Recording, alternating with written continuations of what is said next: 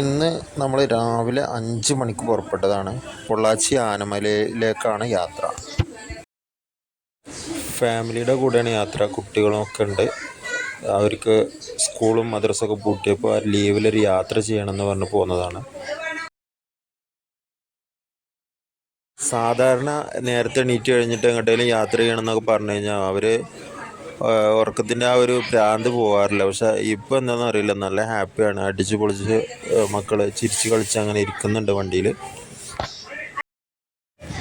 കേരളത്തിലെ ഇലക്ഷൻ കഴിഞ്ഞു. ഇനി തമിഴ്നാട്ടിൽ 24-ാം തീയതി ഇലക്ഷനാണ്. അപ്പോൾ അതുമായി ബന്ധപ്പെട്ട് വഴിയിലൊക്കെ ചെക്കിങ് ഉണ്ടാവും എന്നുള്ളതാണ് അറിയാൻ കഴിഞ്ഞത്. കർശനമായിട്ടുള്ള ചെക്കിങ് ഉണ്ടാവും എന്ന് പറഞ്ഞത്. പക്ഷേ നമുക്ക് പേടിക്കാനൊന്നുമില്ല, മക്കളുമായിട്ടുള്ള യാത്രയാണല്ലോ.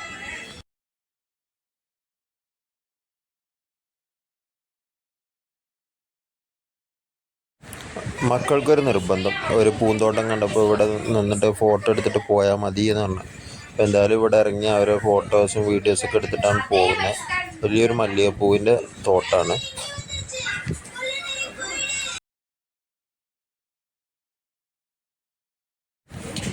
കേരം തിങ്ങും കേരള നാട് എന്നതിൽ ചെറിയൊരു മാറ്റമുണ്ടോ എന്നൊരു സംശയം. കാരണം കേരളത്തേക്കാൾ കൂടുതൽ ഇപ്പോൾ തേങ്ങ അല്ലെങ്കിൽ തെങ്ങ് കാണുന്നത് ഇവിടെ തമിഴ്നാട്ടിലാണ്.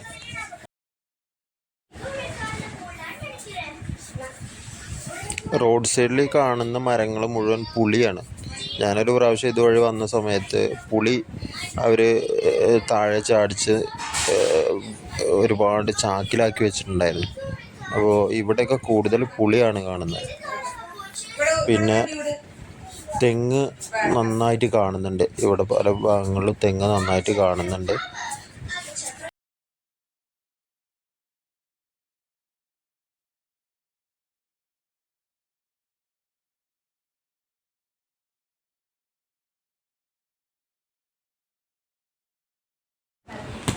നമ്മളിടക്ക് വഴിയിലൊക്കെ കയറിയത് കൊണ്ട് തന്നെ നമ്മൾ 9 മണിക്ക് എത്തും എന്നാണ് പ്രതീക്ഷിച്ചിരുന്നത്.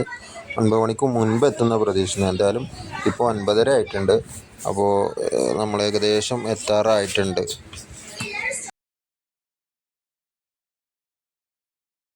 അതെ, നമ്മളാ ദൂരെ ഒരു പള്ളി കാണുന്നുണ്ടല്ലോ, അവിടെയാണ് നമ്മൾക്ക് എത്തേണ്ട സ്ഥലം. ആനമല എന്ന് പറഞ്ഞ സ്ഥലമാണ്. അപ്പോൾ നമ്മൾ അവിടുന്ന് അതിൻ്റെ തൊട്ടടുത്ത് തന്നെ ഒരു ബസ് സ്റ്റാൻഡ് ഉണ്ട്. ആ ബസ് സ്റ്റാൻഡിൻ്റെ അടുത്താണ് ആനമല, അവർ താമസിക്കുന്ന വീട്. നമ്മളവരെ വീട്ടിൽ പോയിട്ട് വർഷങ്ങളായി.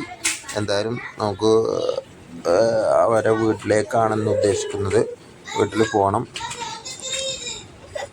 അപ്പോൾ ഇതാ ഈ കാണുന്നതാണ് പഴയ ബസ് സ്റ്റാൻഡ്. ആനമല പഴയ ബസ് സ്റ്റാൻഡ് എന്ന് പറയുന്ന ഇതാണ്. ഇതിൻ്റെ സൈഡിലുള്ള വീട് തന്നെയാണ്. അപ്പോൾ നമ്മളെ വണ്ടി ഇവിടെ നിർത്തിയിട്ടുണ്ട്. ഇനി ഇവിടുന്ന് ആ വീട്ടിലേക്ക് നടന്ന് പോവാണ്. ഇപ്പോൾ ബസ് സ്റ്റാൻഡിൽ ബസ്സുകളൊന്നും വരുന്നില്ല. ഇവിടെ ഒരുപാട് വണ്ടികൾ നിർത്തി കാണാനുണ്ട്. കുറേ വേസ്റ്റ് കൂടുന്ന കുട്ടികളാണ്. അപ്പോൾ നമുക്ക് ആ വീട്ടിലേക്ക് ഒന്ന് നടന്ന് പോവുകയാണ്.